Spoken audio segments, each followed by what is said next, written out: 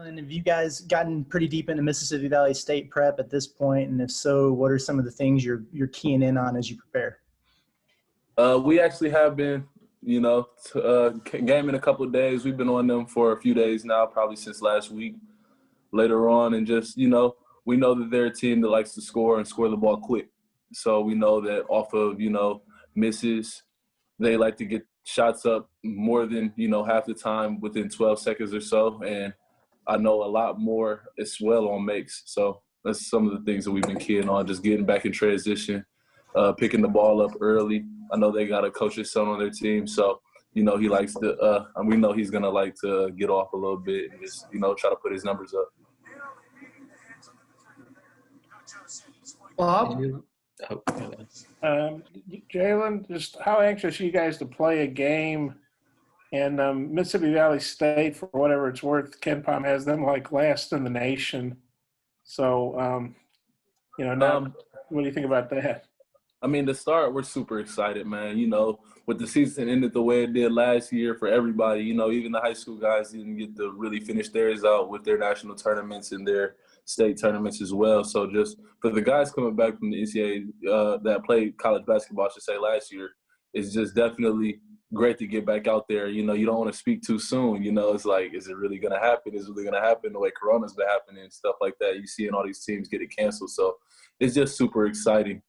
And really, that's, what was the second part of your question again? I'm sorry. Like I say, Ken Pom, it's a faceless opponent, man. You're going to come out here and treat them like they're the number one team in the country the same way, still come out, play as hard as we can, and just try to stick to the scout report that the coaching staff has put together for us, and don't treat them like they're anybody else than, the next team on the schedule. And you got a new teammate who played there last year, Kimball, I think. I'm having a brain break here. Brandon Kimball, yes, he went there last year. Yeah, is he giving you guys a good scouting report on the players they have back? I mean, he's given us a great look in practice on the scout team. And just, the coaches have done a great job this week and last week even putting together the scouting report. BK can help here and there where he can with them. But, for the most part, that's their job. And I guess one more, and I'll turn it back over to Mike if that's okay. What's been your thoughts on playing with Desi Sills? He's really I know you got a ton of experience, a lot of the guys do, but Desi's the most experienced Razorback who's, been through the SEC and everything. What's your take on Desi and maybe how he's leading the team? Desi's doing a great job being a leader, man. Like you said, he is one of the only two returners from last year's team, 2 or 3, I believe. So he's just been doing a great job of just showing us, like, the Razorback way, if, that's how you want to put it, just the work ethic to be put forward and going hard on every single possession, trying to be that vocal leader and bring guys together and just trying to help the coaching staff out with all the new guys that we've had, along with myself and some of the older guys, just trying to continue to be a voice in some of the younger guys' ears and the guys that aren't as experienced. Thanks. Gotti. Hey, Jalen, I wanted to ask you about your what you thought of your personal progression, throughout this preseason. Throughout this preseason, I've been huge on the weight room, huge on trying to just put weight on, keep weight on, and just taking the next step as an all-around player. So when it comes to obviously catch and shoot, shooting off the dribble, my jumper, I feel like it's come a long way. It's a lot more consistent. And just the trainers that I've been working with, the GAs here, along with the coaching staff at Arkansas, I've definitely seen a huge jump in progression as far as that goes, and just being a point guard, leading the team, getting guys where they need to be in spots and getting guys the ball where they can be the most successful. So being that leader and just taking in all the information I can from the coaching staff. They've been on the next level as well as this higher, high major SEC. So they've been giving me a lot of feedback, and I've been able to take that. And then with KK, when he's playing his best ball, what is he bringing to the floor for you guys? He's bringing another guard. I can move off to the 2 or the 3, along with just pushing the pace, and he's learning how to lead a little bit too in his own ways. So he's able to call plays the same way, with or without coach there. He's learning how to do that a little bit more and just being a voice. Getting us to spots, getting us into whether it be a set on offense or making sure everybody's matched up on defense, just point guard duties. Nate?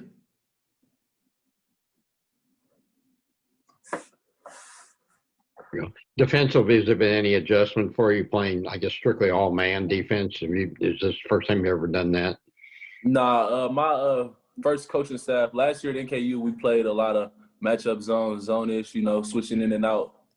So that was just first year I've ever done that. My first coaching staff prior to NKU played all-man as well. So it's definitely cool getting back to it and taking on that challenge even more. But defensively, pretty much a lot of things are still the same. Thank you. Yes, sir. Alyssa? Hey, Jalen. Last year, Eric Musselman played consistently about 6-7 guys. There were 2 other guys that kind of played here and there. But when you look at the depth of this team, and has Eric Musselman kind of talked about you about what kind of number rotation you guys want to have with your starting lineup and your bench lineup? I mean, ideally, I've seen teams, and especially with Coach Musselman's programs, you usually see 7-8. But you talk about our depth, and that's a great problem to have. Guys will be ready to step up on any given night. So, we're going to have to just see how the season goes a little bit because, you go through your ebbs and flows and guys battle adversity and stuff like that happens. Obviously, you can't even, you can't predetermine injuries and stuff like that. Hopefully our team just stays as healthy as we can. But when it comes down to it, no, I haven't talked to coaches much about how his numbers are going to look when it comes to the starting 5 and the guys coming off. But ideally, you think it's right around that 7-8, maybe 9 range. Yeah, and then my last question just about Ethan Henderson. He's a guy who's been here as long as Desi has and has had flashes, of good things, but not consistent. What have you seen from Ethan Henderson and what you expect him to contribute this year? I see Ethan is just, a great energy guy. Super athletic, man. Arms go on forever, so it's great length and just, just the focus level. I think he's starting to get it a little bit more as far as what we need from him, and just trying to bring him every single day and have him be a guy that brings along everybody else with us is just going to definitely help us in the long run, especially when it comes to that depth. Thank you. Thank you. Yeah, Jalen, I think Coach Musselman was on a radio show this morning and said he still doesn't know who his starting lineup is going to be. What's the competition been like? And whenever none of the spots are kind of secure, does that kind of add to practices and things? The competition is definitely fierce when it comes to practice. Guys are wanting to prove themselves, and obviously nobody ever wants to lose this on any team in practice. So that's one thing that goes with it. And when it comes to those unsure spots, you really got to bring it every single day. When they don't know the starting lineup and you really want to be a starter, because everybody wants to play a lot. Everybody wants to do big things for this team this year, for this group, for each other. So that's definitely something that adds into practice every single day. And you mentioned also earlier that you've seen some games across college basketball get postponed or canceled already. Are you kind of like watching Twitter each day and just kind of holding your breath that your opponents and stuff are still going to be able to play against y'all?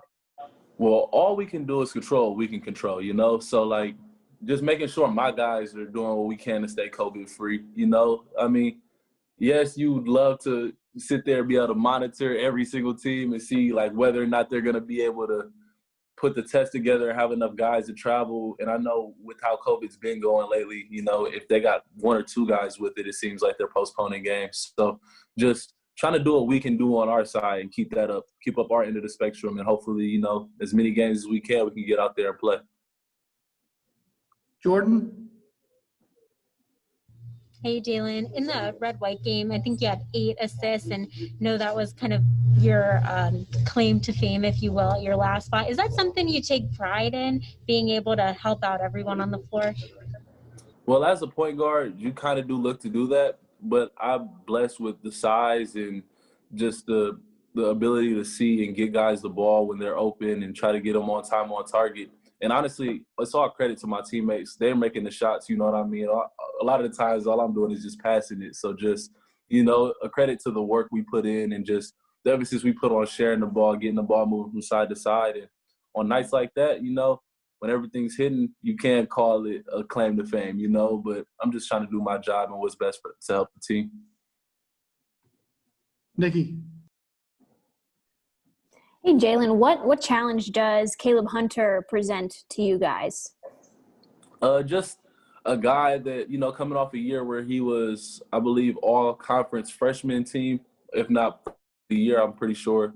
And I'm not sure about all-conference honors alone, but I know he's a guy that a high-volume guy. He gets up a lot of shots, and he's definitely probably their best player and just their leading scorer. So we got to do what we can to take him, you know, limit his shots and limit his effect on the game. Russell. I'm good. Randy.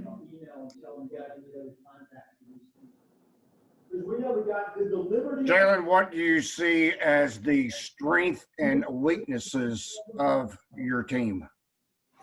When it comes to strengths, I think we have a lot of guys that can put the ball in the basket.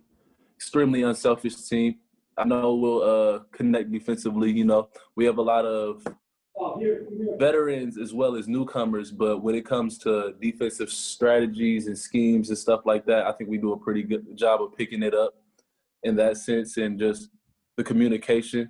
I think some of the if I had to name a weakness, is just, you know, the lack of time having together. There are going to be teams this year that have 8, 9, 10 returners and return X% of their scoring. That's going to jump off the page when you look at the numbers. So just, you know, having less time than you would usually have with the COVID, you know, with the whole pandemic and stuff like that, just being together. And I think we've had enough time to build that camaraderie and, you know, team building as far as just the impact we have on each other and playing together. But that could also be a fallback at the same time.